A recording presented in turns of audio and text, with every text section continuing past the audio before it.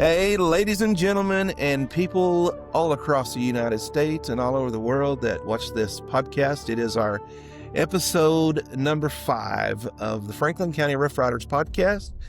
And as always, we go around and I introduce my friends to the right. It's Casey Bryan and our friend Eric Spencer. And if you're looking and watching along online, we've got a special guest today, Bryan Norris, that is running for Secretary of the State of Arkansas. Proud to have him. Man, right here in downtown Mill Creek Mountain, Arkansas, just north of the proposed prison site that we've been fighting. We finally got us a guy down here that we can get some information out of. A fighter. And hey, a true fighter, retired military. Mm-hmm. Army. And Eric's retired military.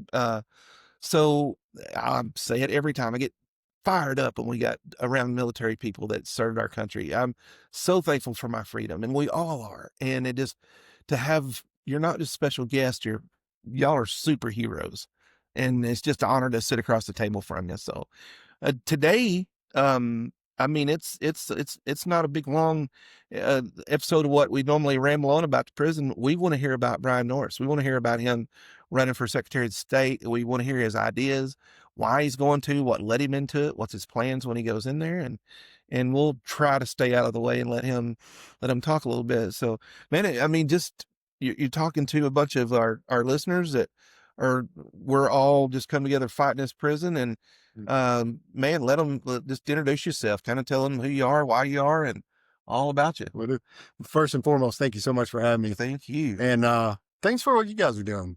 It's pretty freaking phenomenal when, citizens just say, no, enough's enough. Right. There's my line. And to me, that is America. Right. And if you think of Arkansas, when I tried to explain it to people in the military, Arkansas kind of has a stigma to everyone that's outside of it. We've all heard the stereotypes when you travel outside the state.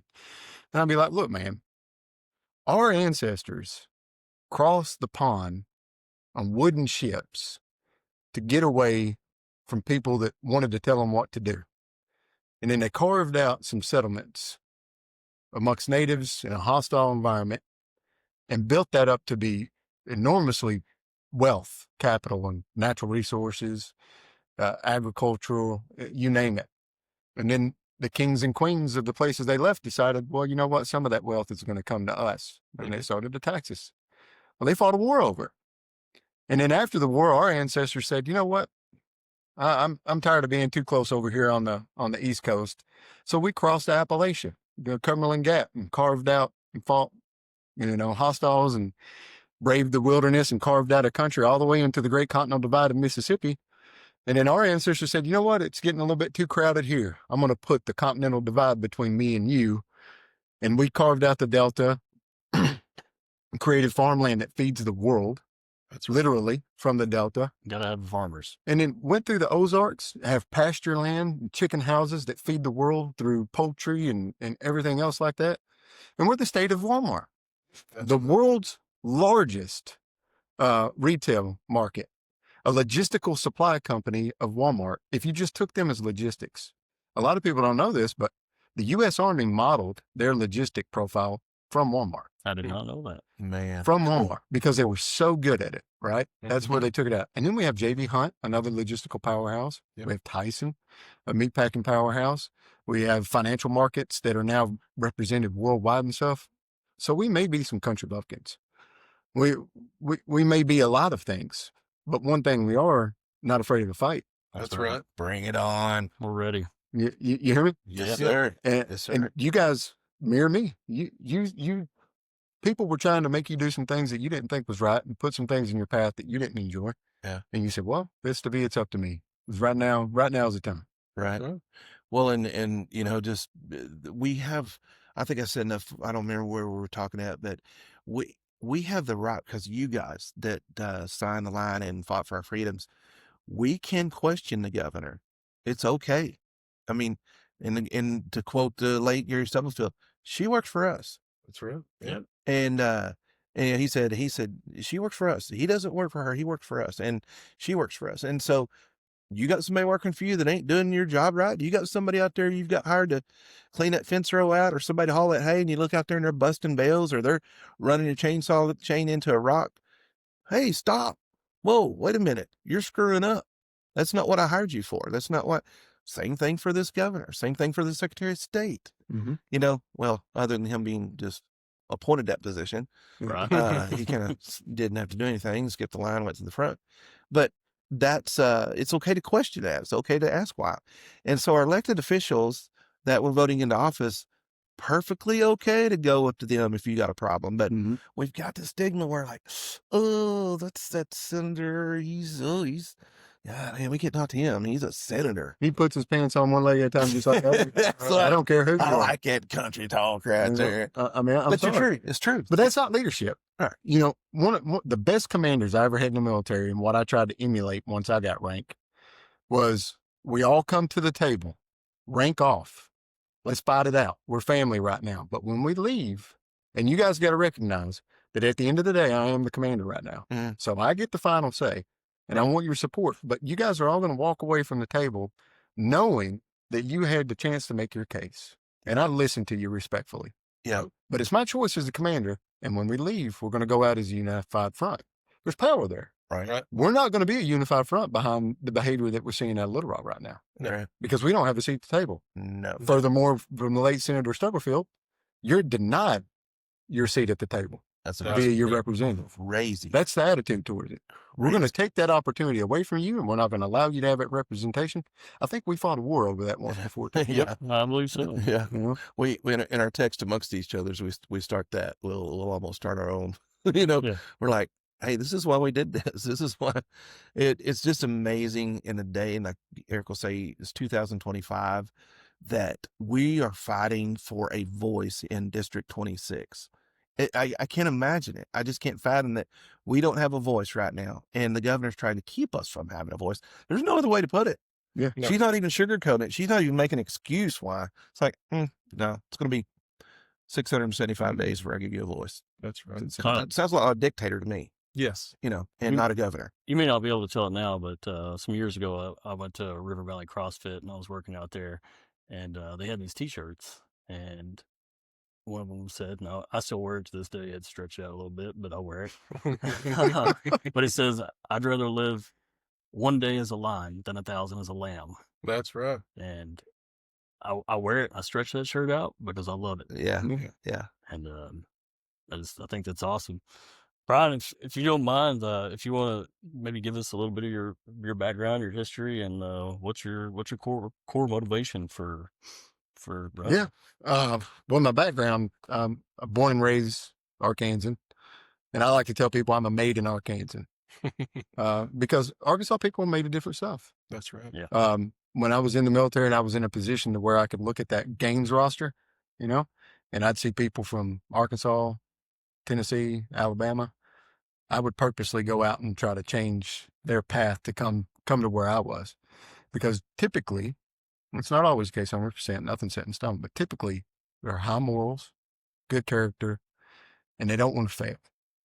Yep. You know, and that's what you need as a soldier. So that's what I tap into. You know, Yeah. I want you to have character, and I want you afraid of failure. Like, even if you're not the best at something, when you're out there and things go nuts, you'll find a way. That's Because you just don't want to fail. And that's Right. that's what country people are. We alluded to that earlier in one of our conversations. Yeah. No, I'm not driving an hour back to Home Depot. I'm going to figure it out from what I got around the house. Yeah. That's Yeah. right. It might be laziness. I call it efficiency. Yeah. It's, I was telling him when he came in, it's so cool to see somebody, a common citizen. I just say common citizen like us, country's cornbread. Mhm. I mean, step out, see something wrong, say, hey, I'm going to fix that. And it's like one of us going to the Capitol. Like when we see Bryan, we see him campaigning later on in this deal, you know, like, hey, do you know that guy? He's one of us. He's just like me and you. And that it's going to be cool. It's so cool to have somebody to going to run and going to win that position and vote. This is why you vote for these people. Like right now, you're dealing with a Secretary of State that was appointed a position, and now you see what the kind of job that guy's doing. Well, one of the key differences between me and a lot of them is I've been extremely humbled, True. and they don't understand being humbled is. 100. That's true. And it sucks. 100. That's what I said about the governor. She's so full of pride. She cannot say I'm wrong or it's my fault. She's just going to keep on pushing on, pushing on, pushing on, which is exactly what she's doing to us in the prison. Then she's doing it now to District 26. And what was the other district now that doesn't have a voice? 70. Yeah, 70. Man, y'all look around. What's happening right now?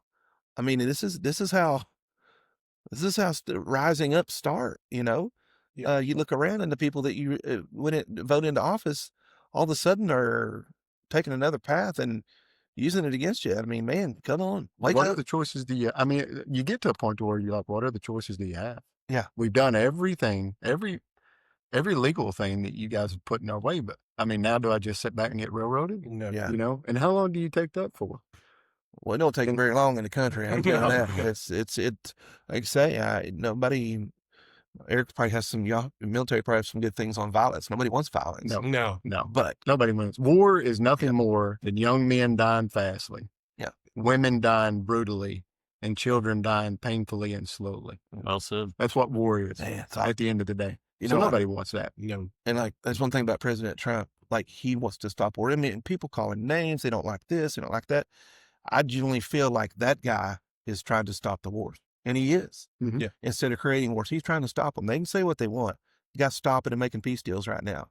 You know, and I mean, it's easy to get behind that because of things you said. Like I think he said more how many Ukraine soldiers were being killed per day. You know, I think there are over 1 million in that total conflict.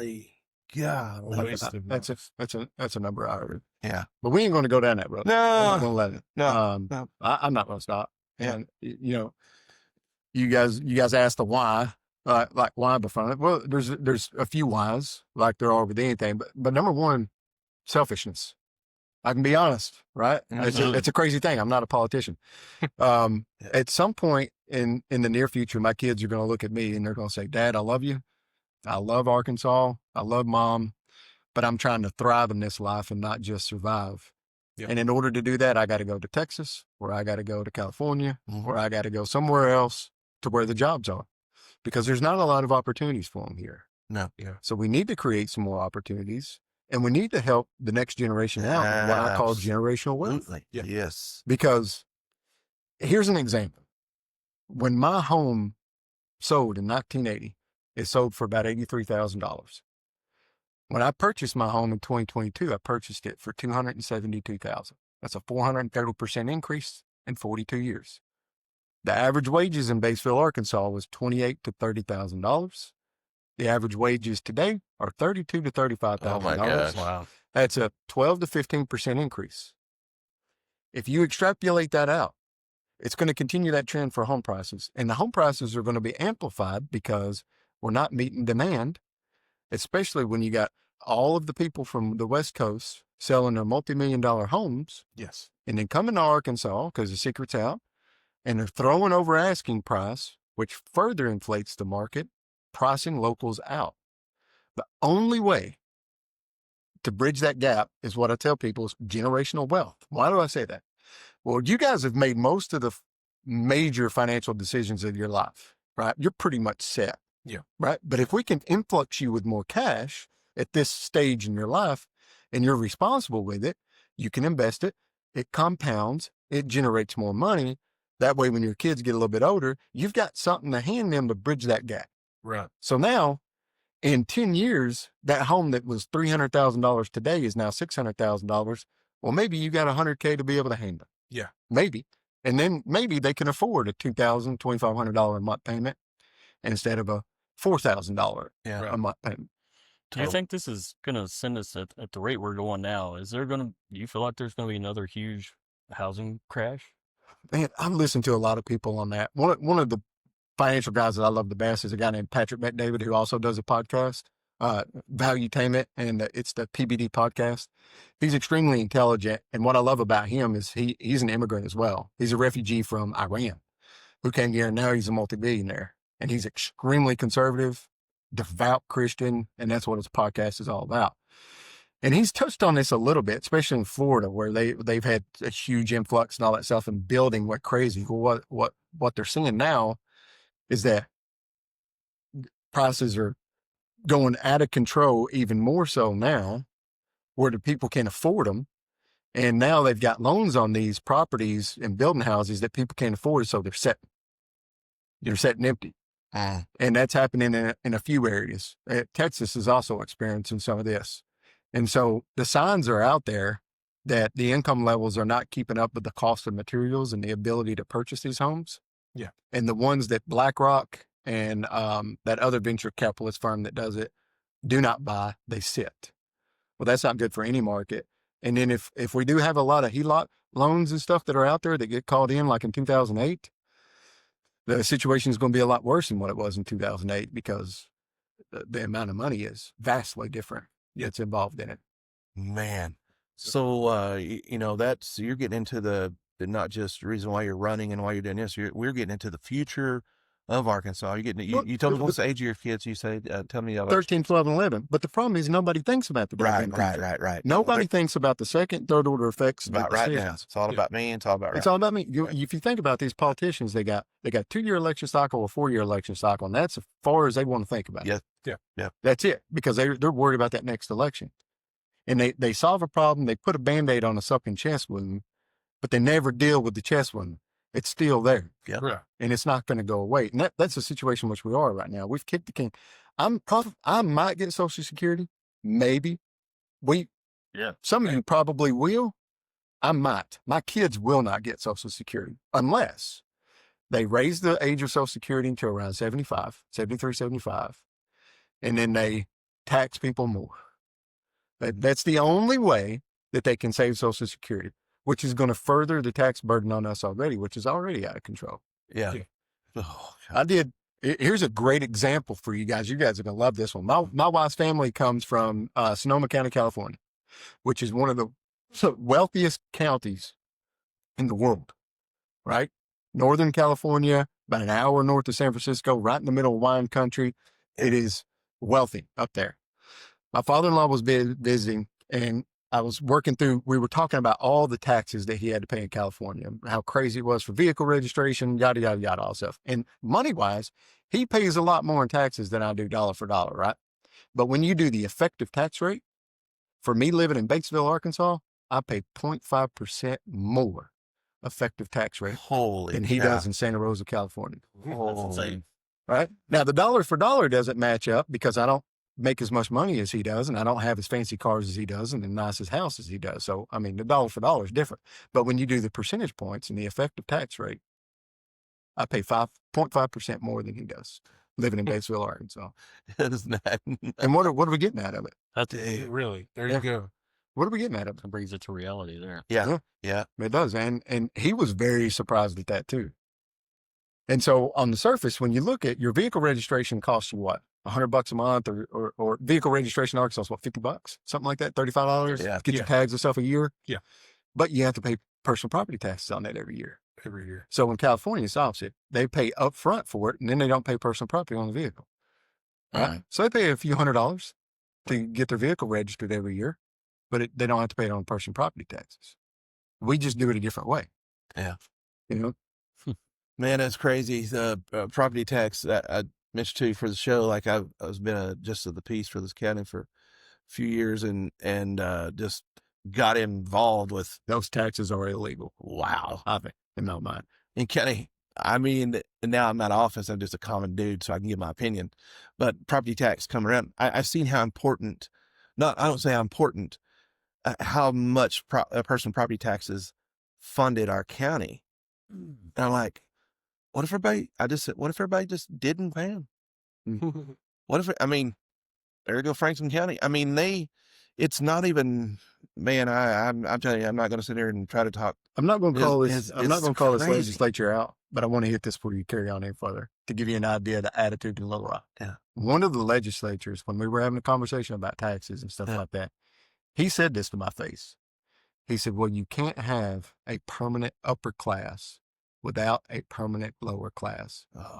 Taxes is a vehicle to keep people in a certain position of life.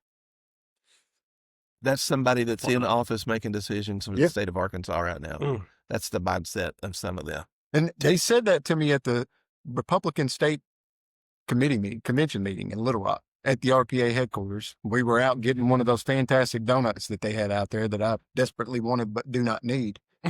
And we just struck up a conversation, and he unfiltered just threw that out there. And that's when I was, I said feel that. like my Very face eye-opening. is where does this hutch? I know it. I just like that is somebody that is in office working for us in Little Rock right now. That's that mindset. Knowing good and well he's got a bunch of cronies around him that think the same way. I mean, that's just that is what's a natural tendency of human beings. Our founding fathers knew that as well, too. That's why Thomas Jefferson said, you have a republic if you can keep it. Yeah. Right. Because it's a responsibility on all citizens to go out and participate in the government in order to keep a republic. Yeah. Because when humans get power, they want to retain power. They want to keep their station. They want to improve their station. And one of the ways to guarantee that is to ensure that you can't join their club. There's a reason why I pay more for first class, because I want to be different than you. Mm-hmm. There's a reason why I joined the country club, because I want to be different than you and have things that you don't have. It's like a real life Hunger Games. It is. We've decided, and I don't, you know what, go ahead and have all that, do all that stuff. The beauty about our country is that Sam Walton was one of the richest men in the world ever. And he wasn't a member of the country club. Yeah. No. You know what I mean? Didn't need to be. Same house. Same house, same truck. Same truck. Yeah. Everything. He pulled his drivers over on the side of the interstate, hopped in with him. He called him, told him where his truck is. He rode with his drivers. Yeah. That's the most important things to him. That's just a great story. I mean, we're in the country. We grow up. I mean, I live right across the mountain there. I've got everything I want. I want for nothing. Yeah, I might want a new gun. I mean, yeah, I might do. But Who like, don't want one? right. But like, we're satisfied. We're satisfied with what we got. We know that, that's why we live here. We're country bumpkins, and we're good with that.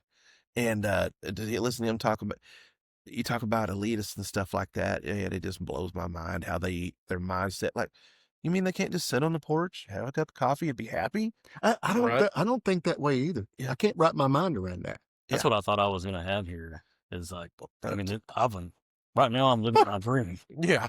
But I And you found got myself pulled in into a nightmare. Yeah, now I'm living in a nightmare, and it's it's just tough. Yeah. Mm. Well, well, we got this guy here at the table. Let's drill him with some stuff. Let's Bring it on. yeah, let's see if we can here's mine. This is me and the hair standing up on my arms to get fired up.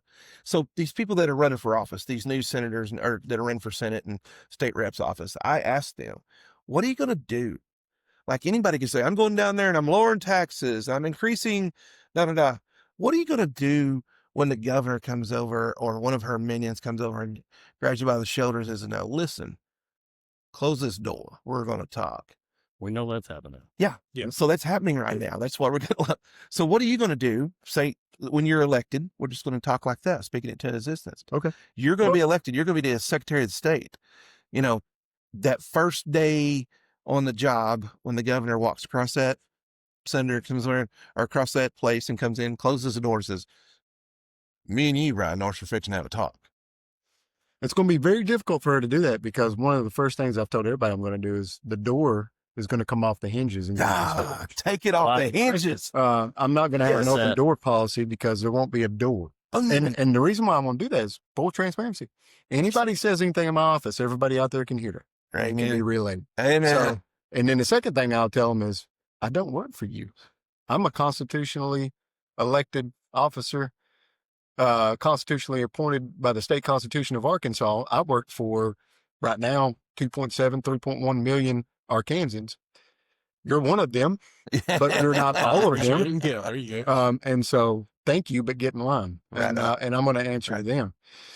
Good. And then beyond, I mean, you're going to have to build a bridge, and I don't want to be combative or anything, because you need to have a working relationship. But working relationships, there has to be boundaries. Mm-hmm. There has to be a foundation laid of that, and they've got to know that I'm not going to be their yes man. Right from the get, I will help you do anything that makes Arkansas better and improves the everyday lives of Arkansas. But if we're going to go out there and try to do some shenanigans or stuff, count me out. Yeah. And I'm going to call you out. So you're saying if the people that vote for you, say in District 26, right here where we're at, they got a problem, they got a solution, they can, if they're in Little Rock, They can call you, drive to your office, and you'll meet with them, listen to their concerns. That's the job. Right. See, it's so simple, but yet here we are having to ask that question. Well, look, Because it's not easy, and I everywhere I go, I try to be the first person there. Yeah. And I tell everybody when I'm speaking, I'll be the last one here until everyone asks me a question, gets to ask me a question. Right on. And sometimes that's painful. Absolutely. Because I might be 4 hours away from my house, and this one guy wants to sit there and have a 2-hour conversation with me after the meeting ended at 7 o'clock. And now I'm getting home at 1, 2, and I'm just sitting there watching it tick. But I gave my word. Absolutely. And that still means something. But that's the job. Nobody forced me to do this. That's right. I'm the idiot that opened my mouth and said I do it. Yeah. Right? Yeah. So sometimes you write checks that your butt can't cash, but I'm in there trying to deposit money in the bank every day as I'm going around. He's trying to do deposit. it. And that's the best I can do. I try to be as honest with people as I can. One of the biggest strengths that I think I have is if I don't know something, I tell people I don't know it. And I'll go back and try to find it and figure it out, and I'll circle back with you. Yeah. I'm not going to lie to you. Yeah. I always say that I'm not ever going to try to be something that I'm not. Because like I go to rodeos and we call them greenhorn. Y'all call them greenhorns.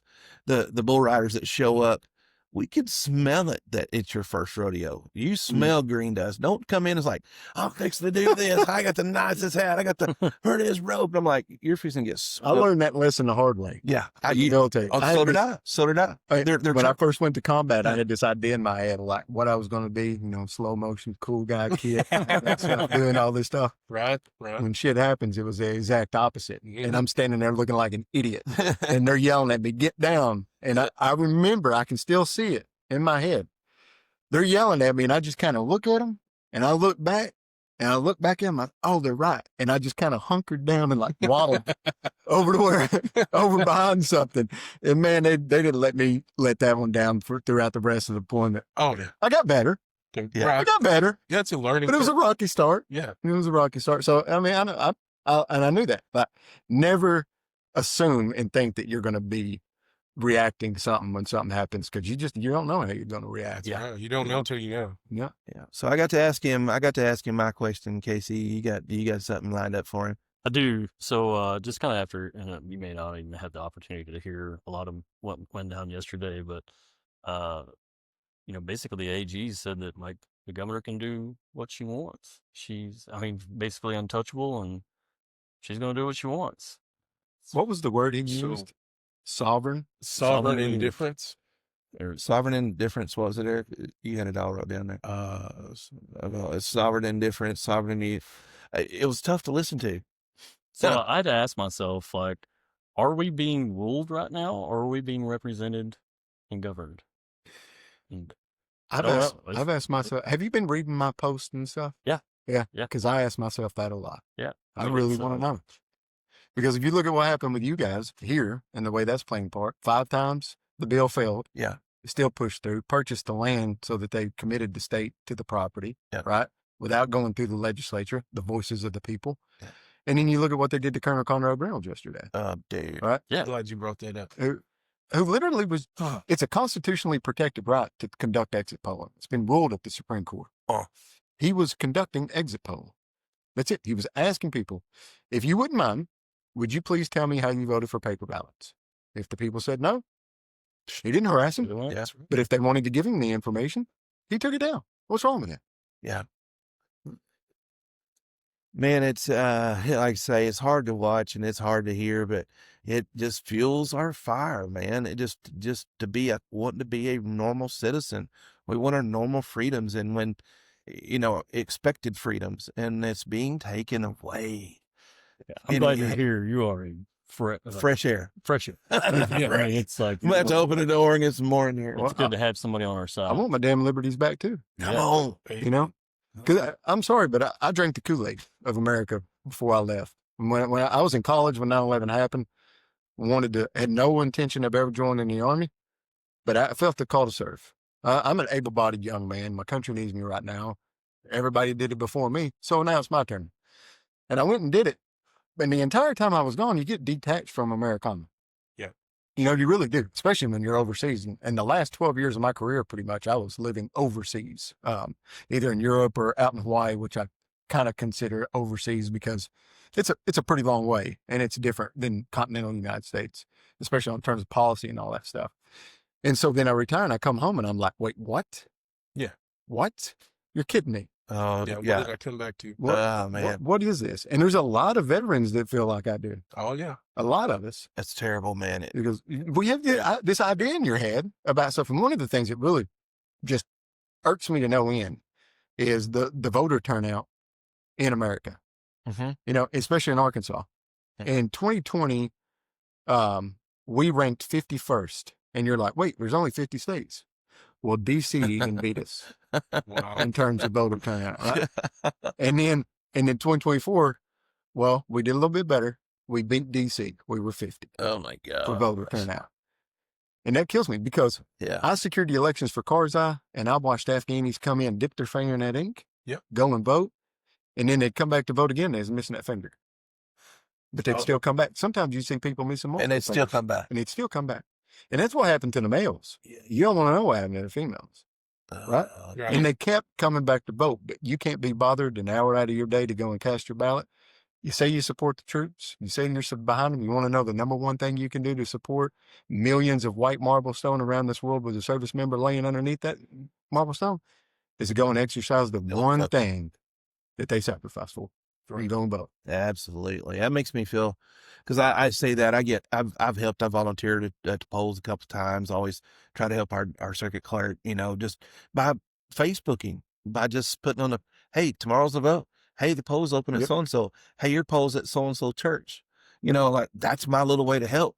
And I will always kind of exactly what you said. Soldiers died for this. I will never be worthy.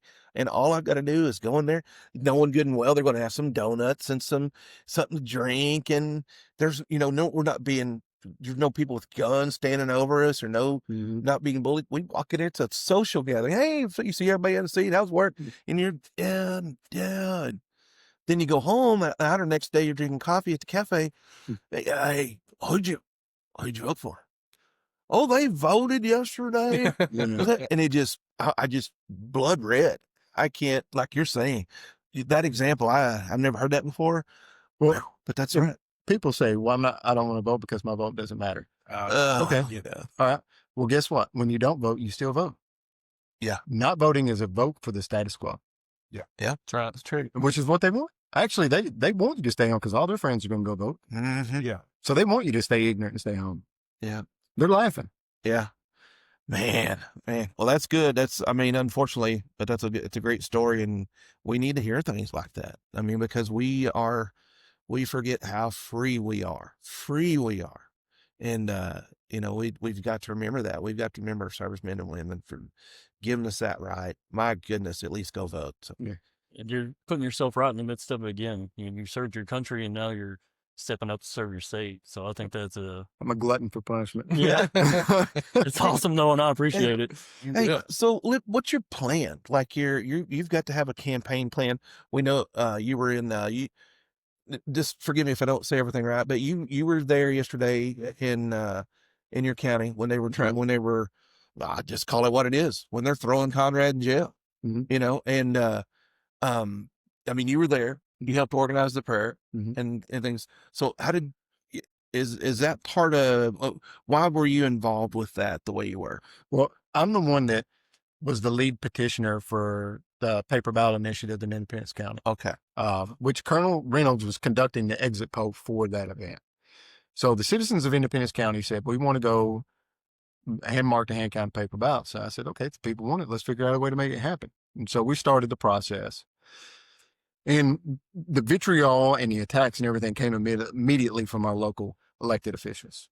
Immediately. And it was very combative. Well, probably like you guys are. The more people tell me that I can't do something, the more I'm probably going to do it. Yeah. It's just who I am. And I couldn't get over, my argument to him was, it's just to have it on the ballot. Make your case in the public square. Educate from your position, sway the people, and get them to vote with you. And I will do the same. That's what we're about. But you're wanting to deny them the opportunity to even vote on it. Right. Which I couldn't understand. Yeah, I'm the same. Like, where is the why in that? Well, I found out some stuff that was pretty ugly from that. as soon as I turned it in, I could tell something was off. I just felt like something was off when I turned it in. And sure enough, within that mandatory period, they declared our title insufficient. And I was like, the title says the 2024 hand-marked and hand-counted paper ballot initiative of Independence County. That's pretty clear. Yeah. Cut and dried. Well, our attorney said, okay, we're going to appeal this. We're going to fight it. A few days into it, I got to thinking, I was like, should I FOIA the county and find out what they've been talking about? Because in the military, if someone does a FOIA on us or they do a congressional, everything stops. And you answer that in detail or you're subject to UCMJ. And you could get in some serious trouble for that. So I had this idea of what the repercussions of FOIA is. It's not like that on the civilian side, but that was my mindset going in. So I did a FOIA. I walked in and they slow wrote it, but they gave me the information and the emails told the story. The Arkansas Association of Counties was dictating to our counties, and that's a 501c3 organization, not elected, not accountable to the people at all, even though 1% of every county's tax dollars goes to this organization, right? Their attorneys were working with the county attorneys on how to combat our petition, and they were wargaming this stuff out for a while. And here was their plan. We're going to use that they were using out-of-state canvassers to deny their petition for this year. And that's going to give us 2 more years. And then when they come back in 2 more years, because they're going to win in court because using out-of-state canvassers isn't illegal. They're going to win in court, but it'll get us past this ballot season. Then when they come back 2 years later, we'll deny the petition for insufficient ballot title. Well, Independence County threw a wrench in the plans because we didn't use out-of-state canvassers. So they said, in the email it said, we're going to have to attack the ballot title now. And that's what they did. We appealed. We won it in district court. They appealed that decision, which took it to the state Supreme Court, and we won it that one. We got it on the ballot, and people overwhelmingly decided to go with over 63% of the vote for paper ballots that they did not want to have happen. And so on the day of it, Conrad Reynolds was there. He was standing out front one of the areas, just asking people how they voted and stuff. I left and went to another polling location. I think I went to Sulphur Rock, went to Magnus, and went over on Mack Road. 3 different polling locations I went to that day conducting exit polling. And I guess at some point in time, they came up and asked Conrad he was too close and he needed to move back. And he told me, he said, I called my attorney to verify whether I was legal or not. My attorney said that it's exit polling. So the 100-foot rule thing doesn't apply because you're not advocating for anything. You can stay there. And he said, but I didn't want to argue with him. Didn't want to put up a fight. So I said, hey, my attorney said I can stay here, but I'm going to go ahead and move back. And from what I'm told, they did. And then what is now, almost 2 years later? Yeah. They take them to court. Right before a primary happens. Right. Yeah. I mean, why are you doing that? I don't understand it. It doesn't make sense to me. It's lawfare. Yeah. It's lawfare. If I can tie you up in court, and I can tie your money up, and I can make you worry, make you lose sleep, make you lose your financial position in life, make you do all that. And then at the end of the day, you're still not found not guilty. What's the repercussions on the government? I hate that our government gets to use our money to make our life hell. And there's no accountability, right? We need a law in the state of Arkansas that says if you as a governing body sues a private citizen and you lose, you are financially responsible to the state for us to recoup that money. Oh, I can't. Right? Dang. Because right now there's no repercussion. No. Yeah. Right. The governor, the legislature, a county clerk can sue you and sue you and sue you and lose every time. And there's no consequence to her. They get a county appointed attorney. They get a state appointed attorney that's funded by us with all the resources and war chests that go along with it. And we got to figure it out, fight and scrape tooth and nail to just combat them. And then if they lose, what happens? Nothing. Well, we'll try again. So I'm going to jump in here real quick. Google Colonel Conrad Reynolds. Google him. Just simple Google while you're sitting there on the couch or you're supposed to be working hard. Google that. Multiple Bronze Stars. I mean, retired military, CIA medallion. crazy that they're going after this guy like they are. But just Google it. Still has a top secret security clearance, takes a polygraph every year. But You better not get within that 100 foot of that polling place there, mister. Good Lord. But anyway, just to send a shout out to him and if you don't know or heard of him yet, I don't know what rock you've been under. He's even helping us in Ep5 or a voice in District 26. He's posting stuff all the time Absolutely. in reference, to us. I Well, think that's fantastic. he loves the people. Yeah. Right? Yesterday, he had a lot going on. Oh, yeah. Liked our post when we were at the Capitol, or in Little Rock at Pulaski at court. But just, I know it's the internet and different things, but that was very awesome to me that he took time out of his day, that day, and just a little shout out. His first day. Because he thinks he's standing up for right. He thinks we're in the right. He's supporting us. But anyway, so I mean, we're very thankful for that. And I want people that don't know to know who he is, and see why we're having this conversation and stuff like that. Maybe we talk to some of these elected officials we've gotten to know and ask them if they would run a bill that says if you lose as an elected official that sued a private citizen, you got to pay back. Yeah. I mean, Slow that down. Yeah. And we got about 10 minutes left with this hero. So, I mean, we want to drill him in a friendly way as much as we can to let people know who he is. Don't hold that. Because they're going to be voting for you. And we want them to vote for you. You catch us, Eric, Colt, Casey, me. You catch us out in town, catch us around ball games, rodeos, public protests, whatever. Ask us about this guy. We'll tell you about this podcast.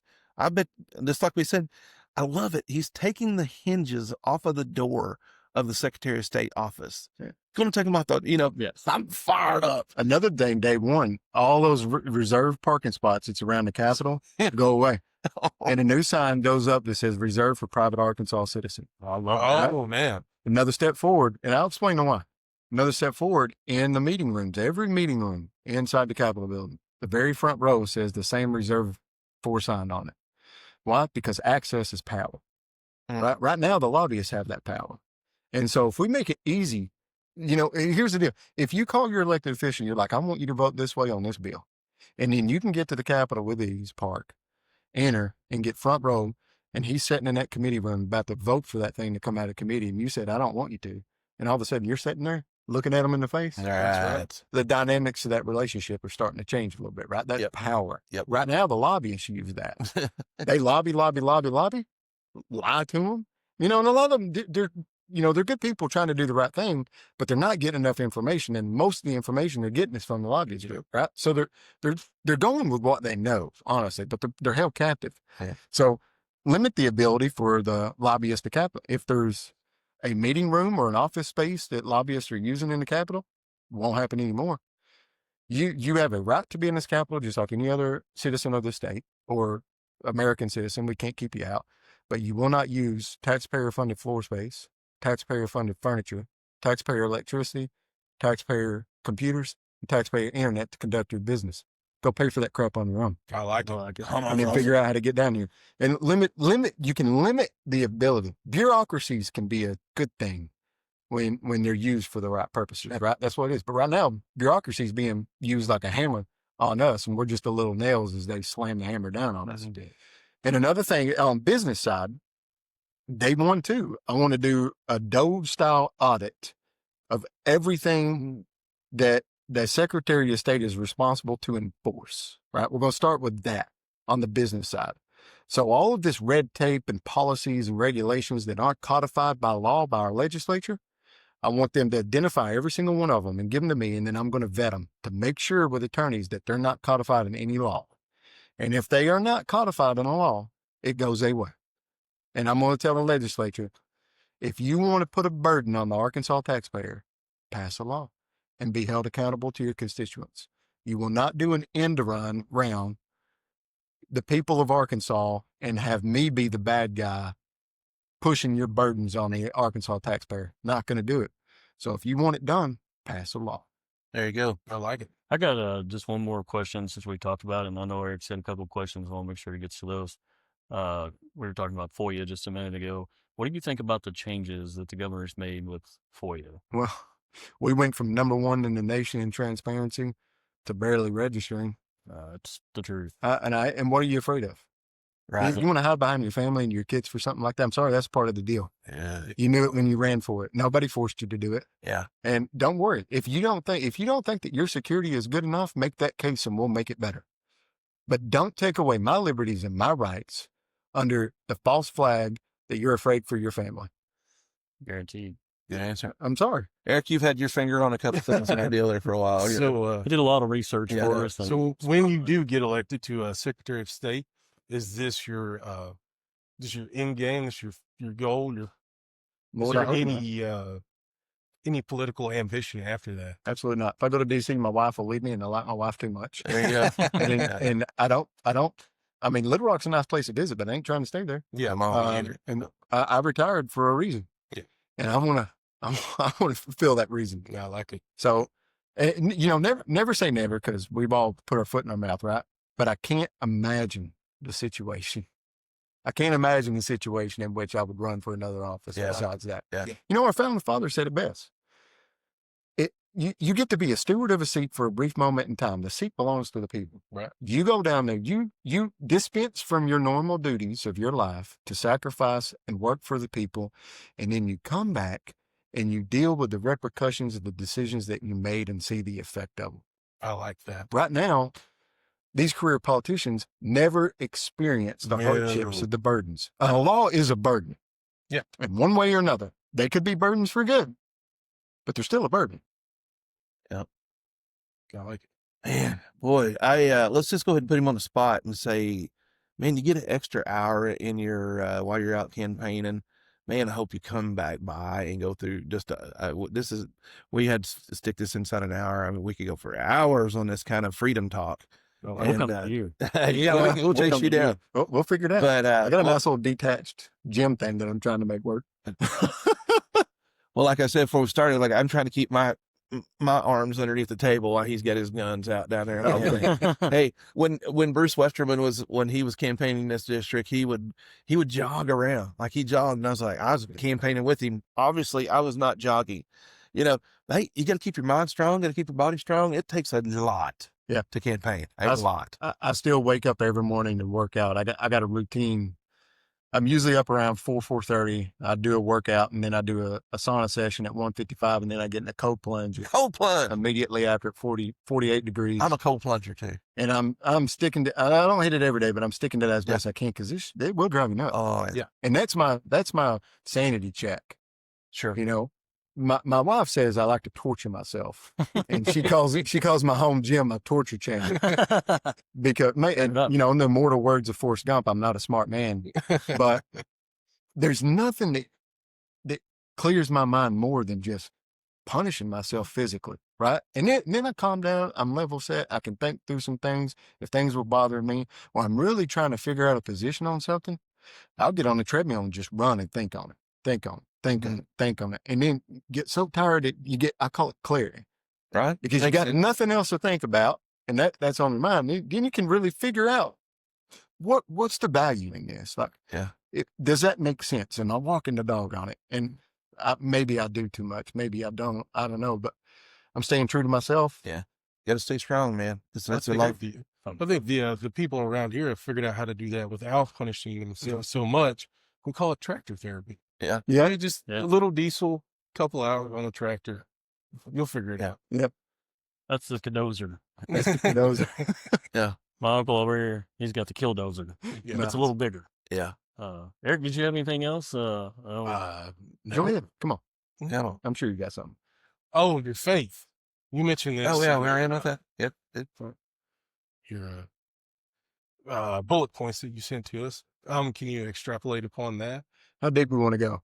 Man, as far as you want to go. I think, just just how you feel. And I always say we're in the Bible Belt. Well, everybody knows God. Everybody's raised up going to church and different things. I mean, we're believers. We're faith. Everybody's faith's different. Everything believes, but we want to know what you think and how your faith feels. Well, I was not always living as a good human being. In fact, there's some things that I've done in my life that I'm not very proud of, and how I treated my fellow man. I never did anything illegal or not like that. But as you grow and you learn to look back on the stuff, you kind of disappointed with how you look. And the man in the mirror exercise sometimes was very, very difficult. But there was an event that happened to me downrange, and I was sent to Walter Reed, and I was dying. They called my mom and said, get his effects in order. But it was at that level. Well, and I remember laying in that bed and just kind of, I didn't want it to end, man. Right. You know what I mean? Like, I came to that realization, like, I didn't want it to end. And I kind of felt like something was going to happen. You know what I mean? Like, sometimes you get a feeling like something's going to happen. And I'd had that feeling before I went downrange that time. And so there I am sitting in the hospital, and I just kind of prayed on it a little bit, and I said, I'll try. And that's, literally what come out of me. Like, I mean, I grew up, went to church a couple of times. We were a church-going family for the most part. Had an uncle that was a preacher. He took us a few times, but that was the extent of my religious education. He was Church of Christ, I believe. And so I just made the promise that I'm going to try. And so one of the things that needed to happen in order for me to start the road recovery happened in the middle of the night that night, right? And everybody gets excited. My kidneys were in failure, and I was becoming septic. And all of a sudden stuff turned on. And as you can imagine, when it turns on, things got to go, right? Yeah. And so things were going, they're measuring, they're doing all that stuff. Anyway, my recovery gets real fast. And I get out of, spent about 6 months at Walter Reed, and I get out and I go back and I start what I called religious shopping, trying to figure this thing out, right? Yeah. So I literally said, I made this promise, I'm going to figure it out. I even went to a Muslim mosque once, just to see, get a feel. It's a freedom. Yeah. Freedom. And I went to Pentecostal, I went to Evangelical, I went to Baptist, you name it. I went to just about every service that I could find and think of. And I ended up down the road to Catholicism. And I started out, got baptized as a Catholic, got very strong in my faith. And then I met my wife. We got married. She was not Catholic. She was anti-religion when we first got together. And now she's more of a devout Catholic than I am. Hallelujah. On it. And we are, I guess you could call them the crazy Catholics, because we're the traditional Catholics. And so much so far that I don't like the Pope. I don't like it at all. And you don't have to follow the Pope and all that stuff. But for me, my flavor of Christianity and what I like was the tradition, the reverence, the ceremonial aspect. There's a military guy that spoke to me, right? The incense, the ceremonial aspect, the pageantry, all that stuff. It spoke to me. And everyone meets God where they're at in life, right? Sure. And that's what I did. But even with all that, I have found that the number one thing that I can do is opening up that Bible in the morning and reading just a little bit every day and trying to find what the Bible calls listening to that still small voice, right? Yeah, there you go. Because I think it does speak to you. And there's, like today, I've been telling my wife for a month now or more that do you think that I should start going to breakfast places around the state and just hanging out with a sign that says, I want to be your Secretary of State. Ask me anything, right? Right. Type deal.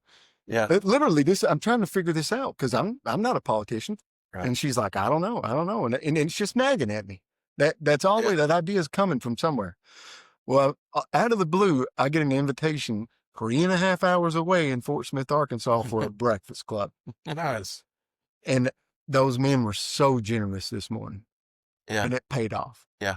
But now my wife said, are you really going to go 3.5 hours? I said, babe, it's the gig. And I said, yes. Yeah. And that's the job. There you go. Right? That's it. Thanks for letting him come. No. Yeah, thank you. Yeah, no, it was, and it all worked out. Like, Colt asked me to come on this day for this, and then TPUSA asked me to go up to Fayetteville for that. Like, I mean, the coincidences only get you so far, right? So I definitely believe that there's something there, but moreover, the change that it's made in my family and in my life of just calming my temper, being more compassionate to my fellow man, giving them grace. Like I found out today, someone's going to file an ethics complaint against me for selling scones at events when I go to them. And I'm not selling scones.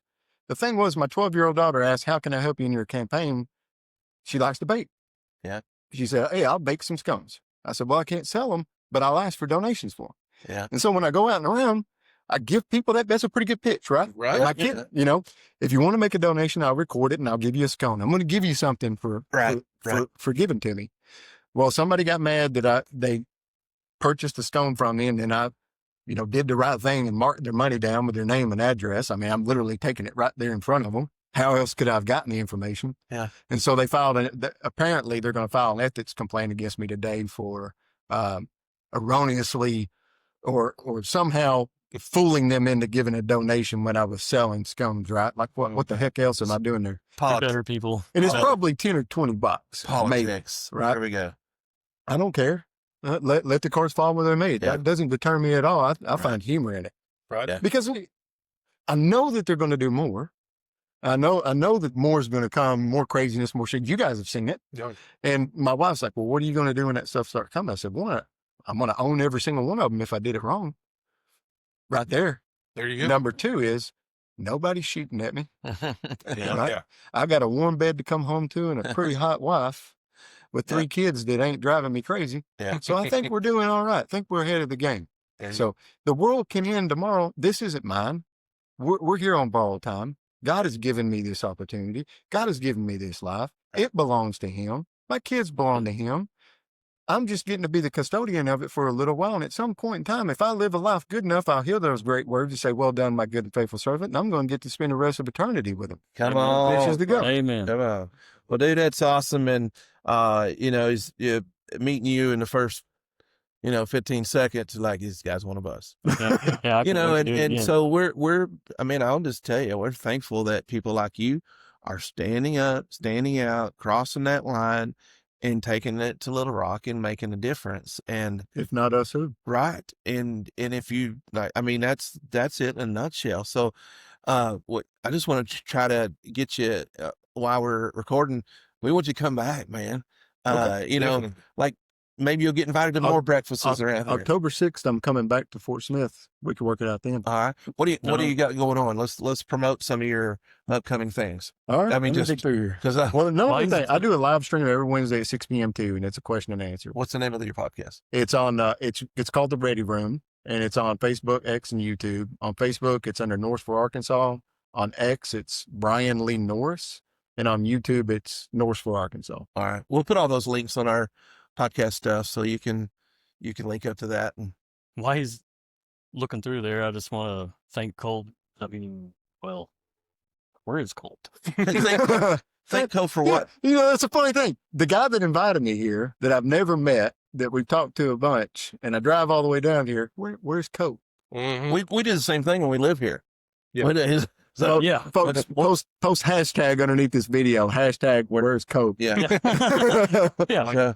But, Ghosted us. So BryanNorris.org, that's Norris for Arkansas, Secretary of State. Get BryanNorris.org. Of course, it's on all the social media platforms. And you can make a financial contribution at BryanNorris.org. I've seen that. I'm not taking any PAC money yet. I'm not planning to take any PAC money. My average donation is $12. Even $1 counts. There's 3 million people in Arkansas. If everybody gave $1, that's it. That's Pretty a good good. day. So don't think that $1 doesn't matter. When I go to BryanNorris.org, I'm flipping through there, and one thing that comes across is the people that are supporting you, and President Trump's allies endorsed Bryan Norris for Secretary of State. Whew. You talk about a salty list. Of course, there's Colonel Conrad Reynolds, but right next to him, General Michael Flynn. Mm-hmm. I mean, what does that mean to you? I've met him in person Yeah. one time. I actually served with his brother. His brother's a general also. Okay. And I served under his brother, multi-layers down, and I listened to him speak a few times, but he didn't know who I was or anything. So it's pretty surreal for an enlisted guy Right. to get out and come back and be endorsed by him crazy. and be like that. Awesome. So he's a fantastic American, man. I mean, Shoot. talk about somebody that's been drugged through the ringer Oh, I know. and come out shiny on the other Yeah. side. What's that movie, Shawshank Redemption? Yeah. Yeah. Climb through a mile of crap. Yeah. Yeah. Yeah. Well, go, Casey. You want to close us out, or Well, I was just gonna say, as we're closing here, is there any last thoughts that you want to tell the voters, and maybe just a few of the highlights as we close here? I'll close out with this. Like, I love this country, and the country is nothing more than its people, and I love this state. And one of the best things that's come out of this campaign so far is driving around the state and getting to know the people again. So, we got some fantastic people, and I do love you. I mean it from the bottom of my heart. Me and my daughter was involved in a head-on collision 3 weeks ago now. Pretty nasty little wreck, but came out unscathed without a scratch. Man, yeah. As soon as that wreck was done, the amount of people that stopped to check on us, right? you are not going to find it any other place. Mhm. Today, I go to get a coffee there in Ozark at that gas station, and I walk up and I decide I'm going to have a piece of pie. So I had the pie. I realized I forgot my wallet. I said, ma'am, sorry, I got to go and get my wallet. She said, no, sit down, finish it. You can get your wallet after. Don't worry about it. It ain't a big deal. Man, how refreshing is that, right? Right. That's phenomenal. Southern hospitality. And then I get my coffee and I go to pay for it. And she looks at me, she's like, just go. And I'm walking out with that coffee and I'm like, I love this place. That's right. You know what I mean? And I want my kids to have that. Yeah. I want my daggum liberties back, and I want my kids to experience what I had experienced, because I was willing to sacrifice my life for it. Come on. Because it's worth sacrificing for. What we have, we don't appreciate, we don't understand, because in order to appreciate something, you have to know the opposite of it. If you've always had money, you don't appreciate money. If you've always had freedom and you've always had the best of everything, you don't know what it's like to not have it. Right? And it's only a few decisions away from being taken away from you. That's right. And I'm not going to let it go away while I still got 2 feet to stand on. Right on. Well, ladies and gentlemen, Bryan Norris for Arkansas, running for Secretary of State. Get involved, man. Right. He is running for office. One of us. You watch this podcast and you're still having trouble wondering who you're going to vote for. Just take your right hand and raise it and slap yourself around with it. Good grief. This is everything. I mean, it's everything I'm looking for. It's when you draw down what I look for in a candidate. I mean, you're standing right next to me. I'm not scared to say, my gosh, he checks the boxes. Come on. Yeah. But hey, you see us around town, ask us about the guy. And hold me accountable. That's right. He's, like I said, he's taking the hinges off the door at the office. So Means business. Come on. Bryan Norris for Secretary of State of Arkansas, Norris for Arkansas.org, all the social media platforms. Like and share, join all of his stuff, join our stuff. This is the kind of man we got to get to Little Rock. This is what we're looking for. So, hey, man, shout out. Thank you so much for coming. Thank you. Thank Bryan. Appreciate you so much. And like I tell my hero over there, appreciate your service. Yep. And, man, we're just honored. It was a blessing to have you with us today. To promote ourselves, like, share, and subscribe to Franklin County Rough Riders Podcast. That name was given to us by a true fighter, Senator Bryan King. Is fighting for this. That's what he calls us. He named us that. Maybe Senator King will run that bill. Hey, I'm telling you what, if that guy, I mean, he just shows up with boss gloves on, and but he's common sense. He's a common sense candidate, man. He's for Arkansas, and we support him. He stepped up when this prison, when we're getting this thing shoved down our throat. Him along with Senator Stokesfield stepped in, and man, they have just made a platform for us to be able to fight. Doing their job. So anyway, that's it today. We got we got more things coming up, and like, share, subscribe, join Franklin County Rough Riders Podcast.com. Thanks for watching. Well, I always give them the shock. I learned that in Hawaii. And but anyway, thank you guys. You guys heard everything you got to say to say goodbye. I'm all good. I just appreciate having you here, and love what you stand for, and look forward to having you in that position. Yep. All right. Right on. Thank you, everybody. Thank you.